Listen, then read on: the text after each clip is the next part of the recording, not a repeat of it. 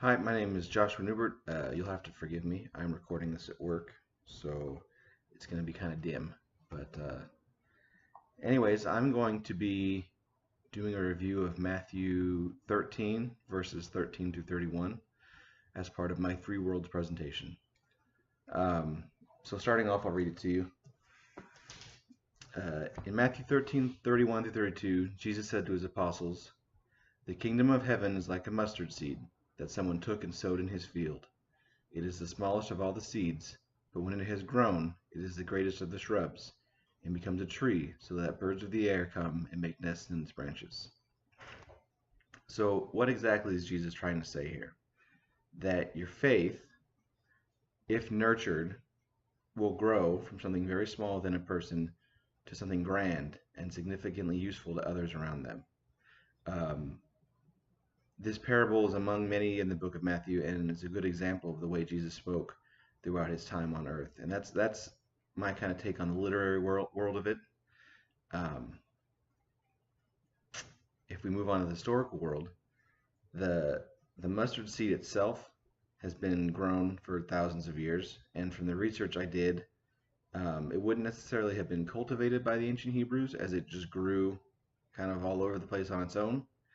Um, Another thing that I found interesting is that I couldn't find any research that demonstrated what the ancient Hebrews would have used mustard for.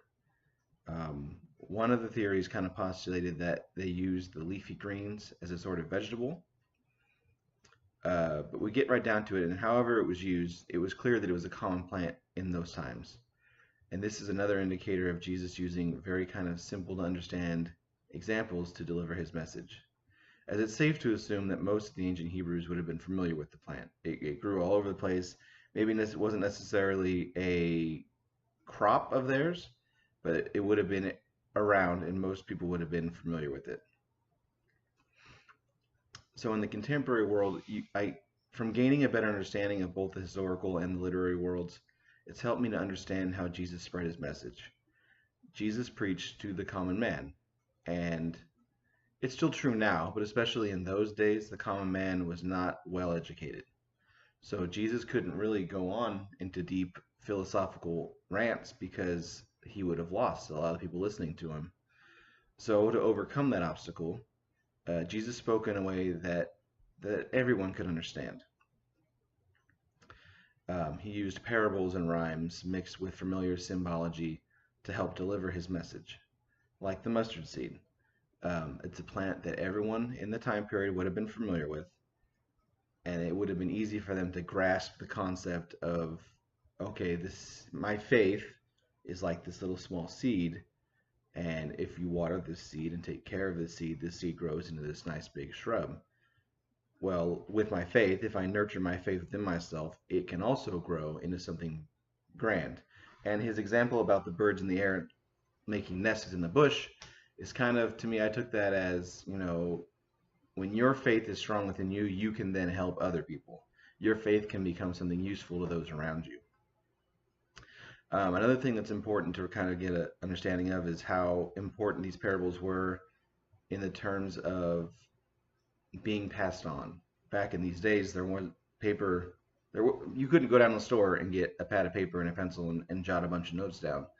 A lot of these stories were passed down orally from one person to another. So the fact that they were parables and rhymes, and that all made it very easy to remember as the story was getting passed on, because again, people would have been very familiar with this plant. So it would have been I assume would have been a very easy concept to remember. Um, like, oh, what was that story about this? Oh, yeah, the small mustard seed. Yeah, like the mustard seed right here. Oh, this bush right here. It's another kind of indicator of how Jesus taught. He just tried to keep things simple for everybody because he worked with simple people, and that was what was pretty great. And Jesus just wanted to demonstrate uh, that faith starts something small and grows as it's nurtured, and that's still true now.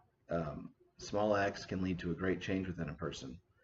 You just something as simple as kindness can make a huge difference, and you wouldn't seem like that big a deal, but small acts can have a great impact on people's lives.